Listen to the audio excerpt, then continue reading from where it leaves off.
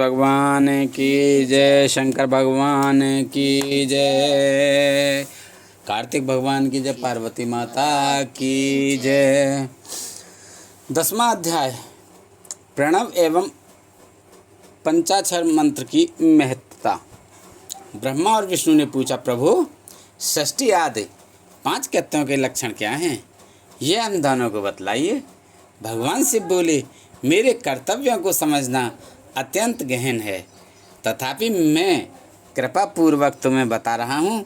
षष्ठी पालन, संहार, तिरोभाव और अनुग्रह मेरे जगत संबंधी 5 कार्य हैं जो नित्य सिद्ध हैं। संसार की रचना का आरंभ षष्ठी कहलाता है। मुझसे पालित होकर षष्ठी का सुस्थिर रहना उसका पालन है, उसका विनाश ही संहार है। प्राणों के उत्क्रमण को तिरोभाव कहते हैं। इन सब से छुटकारा मिल जाना ही मेरा अनुग्रह अर्थात मोक्ष है। ये मेरे 5 कृत्य हैं।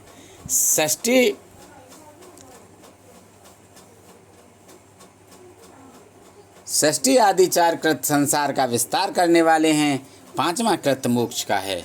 मेरे भक्तजन इन 5 कार्यों को 5 भूतों में देखते हैं। षष्ठी धरती पर स्थित जल में, संहार अग्नि में, तिरोभाव वायु में और अनुग्रह आकाश में स्थित है। पृथ्वी से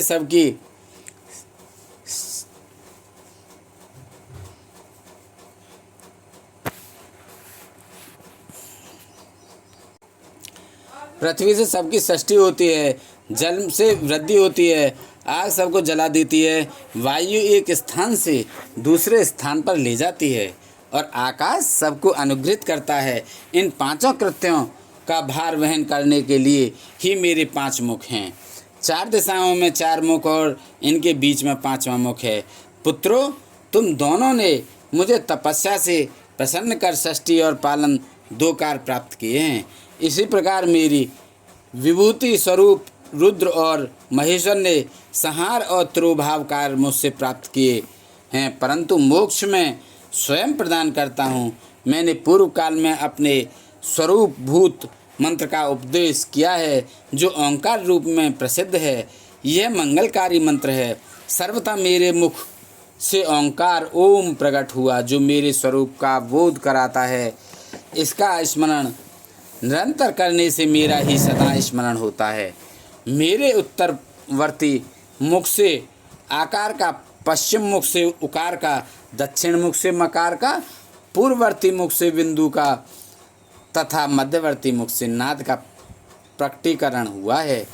इस प्रकार इन 5 अवयवों से ओंकार का विस्तार हुआ है। इन 5 अवयवों के एकाकार होने पर प्रणव ओम नामक अक्षर उत्पन्न हुआ।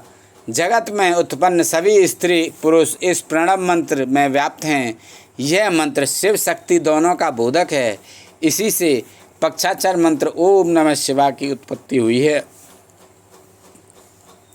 यह मेरे साकार रूप का बोधक है।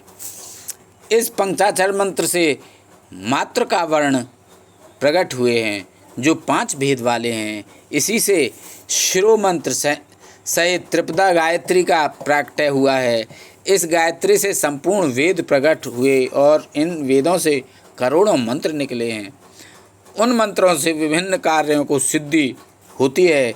इस पंचाक्षर मंत्र प्रणव मंत्र से सभी मनोरथ पूर्ण होते हैं। इस मंत्र से भोग और मोक्ष दोनों प्राप्त होते हैं। नंदकेश्वर कहते हैं, जगदम्बा उमा गौरी पार्वती के साथ बैठे महादेव ने उत्तरवर्ती मुख बैठे ब्रह्मा और विष्णु को पर्दा करने वाले वस्त्र से आच्छादित कर उनके मस्तक पर अपना हाथ रखकर धीरे धीरे उच्चारण कर उन्हें उत्तम मंत्र का उपदेश दिया। 3 बार मंत्र का उच्चारण करके भगवान शिव ने उन्हें शिष्यों के रूप में दीक्षा दी। गुरु दक्षिणा के रूप में दोनों ने अपने आप को समर्पित करते हुए दोनों हाथ जोड़कर उनके समीप खड़े हो जगत गुरु भगवान शिव की इस प्रकार स्तुति करने लगे। ब्रह्मा विष्णु बोले, प्रभु आपके साकार और निराकार 2 रूप हैं। आप तेज से प्रकाशित हैं, आप सबके स्वामी हैं, आप सर्वात्मा को नमस्कार है। आप प्रणव मंत्र के बताने वाले हैं तथा आप ही प्रणव लिंग वाले हैं। षष्ठी पालन, संहार, तिरोभाव और अनुग्रह आदि आपके ही कार्य हैं। आपके 5 मुख हैं। आप ही परमेश्वर हैं। आप सबकी आत्मा हैं, ब्रह्मा हैं। आपके गुण और शक्तियाँ अनंत हैं। हम आपको नमस्कार करते हैं।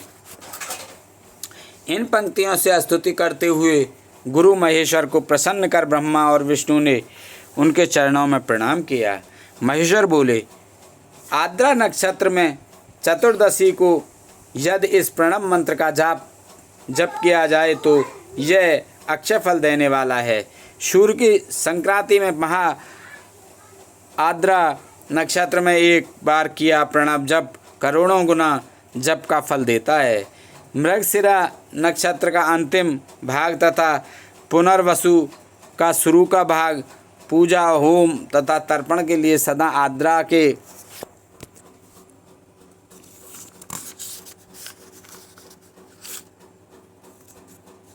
समान ही है। मेरे लिंग का दर्शन प्रातः काल अर्थात मध्याह्न से पूर्व काल में करना चाहिए। मेरे दर्शन पूजन के लिए चतुर्दशी तिथि उत्तम है। पूजा करने वालों के लिए मेरी मूर्ति और लिंग दोनों समान हैं। फिर भी मूर्ति की अपेक्षा लिंग का स्थान ऊंचा है, इसलिए मनुष्यों को शिवलिंग का ही पूजन करना चाहिए। लिंग का ओम मंत्र से और मूर्ति का पंचाक्षर मंत्र से पूजन करना चाहिए। शिवलिंग की स्वयं स्थापना करके या दूसरों से स्थापना करवाकर उत्तम द्रव्यों से पूजन करने से मेरा पद सुलभ होता है। इस प्रकार दोनों शिष्यों को उपदेश देकर भगवान शिव ध्यान हो गए। 10वां अध्याय समाप्त। बोले शंकर भगवान की जय। 11वां अध्याय शिवलिंग की स्थापना और पूजन विधि का वर्णन। ऋषियों ने पूछा, सूत जी, शिवलिंग की स्थापना कैसे करनी चाहिए तथा उसकी पूजा कैसे, किस काल में तथा किस द्रव्य द्वारा करनी चाहिए? सूत जी ने कहा, महर्षियों, मैं तुम लोगों के लिए इस विषय का वर्णन करता हूँ। इसे ध्यान से सुनो और समझो। अनुकूल एवं शुभ समय में किसी पवित्र तीर्थ में नदी के तट पर ऐसी जगह पर शिवलिंग की स्थापना करनी चाहिए जहाँ रोज पूजन कर सके। पार्थिव द्रव्य से, जलमय द्रव्य से अथवा तेजस द्रव्य से पूजन करने से उपासक को पूजन का पूरा फल प्राप्त होता है। शुभ लक्षणों में पूजा करने पर यह तुरंत फल देने वाला है। चल प्रतिष्ठा के लिए छोटा शिवलिंग श्रेष्ठ माना जाता है। अचल प्रतिष्ठा के हेतु बड़ा शिवलिंग अच्छा रहता है। शिवलिंग की पीठ सहित स्थापना करनी चाहिए। शिवलिंग की पीठ गोल, चौकोर, त्रिकोण अथवा खाट के पाए की भांति ऊपर नीचे मोटा और बीच में पतला होना चाहिए। ऐसा लिंग पीठ महान फल देने वाला होता है। पहले मिट्टी अथवा लोहे से शिवलिंग का निर्माण करना चाहिए। जिस द्रव्य से लिंग का निर्माण हो उसी से उसका पीठ बनाना चाहिए। यही अचल प्रतिष्ठा वाले शिवलिंग की विशेषता है। चल प्रतिष्ठा वाले शिवलिंग में लिंग व प्रतिष्ठा एक ही तत्व से बनानी चाहिए। लिंग की लंबाई स्थापना करने वाले मनुष्य के 12 अंगुल के बराबर होनी चाहिए। इससे कम होने पर फल भी कम प्राप्त होता है, परंतु 12 अंगुल से लंबाई अधिक भी हो सकती है। चल लिंग में लंबाई स्थापना करने वाले के 1 अंगुल के बराबर होनी चाहिए, उससे कम नहीं। यजमान को चाहिए कि पहले वह शिल्प शास्त्र के अनुसार देवालय बनवाए तथा उसमें सभी देवगणों की मूर्ति स्थापित करे। देवालय का गर्भगृह सुंदर, सुदृढ़ और स्वच्छ होना चाहिए। उसमें पूर्व और पश्चिम में 2 मुख द्वार हों। जहाँ शिवलिंग की स्थापना करनी हो उस स्थान के गर्त में नीलम, लाल, वैदुर्य, श्याम, मरकत, मोती, मूंगा, गोमेद और हीरा, इन 9 रत्नों को वैदिक मंत्रों के साथ छोड़ें। 5 वैदिक मंत्रों द्वारा 5 स्थानों से पूजन करके अग्नि में आहुति दें और परिवार सहित मेरी पूजा करके आचार्य को धन से तथा भाई बंधुओं को मनचाही वस्तुओं से संतुष्ट करें। याचकों को सुवर्ण गृह एवं भू संपत्ति तथा गाय आदि प्रदान करें। स्थावर जंगम सभी जीवों को यत्नपूर्वक संतुष्ट कर एक गड्ढे में सुवर्ण तथा 9 प्रकार के रत्न भरकर वैदिक मंत्रों का उच्चारण करके परम कल्याणकारी महादेव जी का ध्यान करें। तत्पश्चात नाद घोष से युक्त महामंत्र ओंकार ओम का उच्चारण करके गड्ढे में पीठ युक्त शिवलिंग की स्थापना करें। वहाँ परम सुंदर मूर्ति की भी स्थापना करनी चाहिए तथा भूमि संस्कार की विधि जिस प्रकार शिवलिंग के लिए की गई है उसी प्रकार मूर्ति की प्रतिष्ठा की भी करनी चाहिए। मूर्ति की स्थापना अर्थात प्रतिष्ठा पंचाक्षर मंत्र से करनी चाहिए। मूर्ति को बाहर से भी लिया जा सकता है परंतु वह साधु पुरुषों द्वारा पूजित हो। इस प्रकार शिवलिंग व मूर्ति द्वारा की गई महादेव जी की पूजा शिव पद प्रदान करने वाली है। स्थावर और जंगम से लिंग भी 2 तरह का हो गया है। वृक्ष लता आदि को स्थावर लिंग कहते हैं और कृमि कीट आदि को जंगम लिंग। स्थावर लिंग को सींचना चाहिए तथा जंगम लिंग को आहार एवं जल देकर तृप्त करना चाहिए। यों चराचर जीवों को भगवान शंकर का प्रतीक मानकर उनका पूजन करना चाहिए। इस तरह महालिंग की स्थापना करके विविध उपचारों द्वारा उसका रोज पूजन करें तथा देवालय के पास ध्वजारोहण करें। शिवलिंग साक्षात शिव का पद प्रदान करने वाला है। आवाहन आसन अर्घ्य पाद्यान आचमन स्नान वस्त्र यज्ञोपवीत गंध पुष्प धूप दीप नैवेद्य तांबूल समर्पण नीराजन नमस्कार और विसर्जन ये 16 उपचार हैं। इनके द्वारा पूजन करें। इस तरह किया गया भगवान शिव का पूजन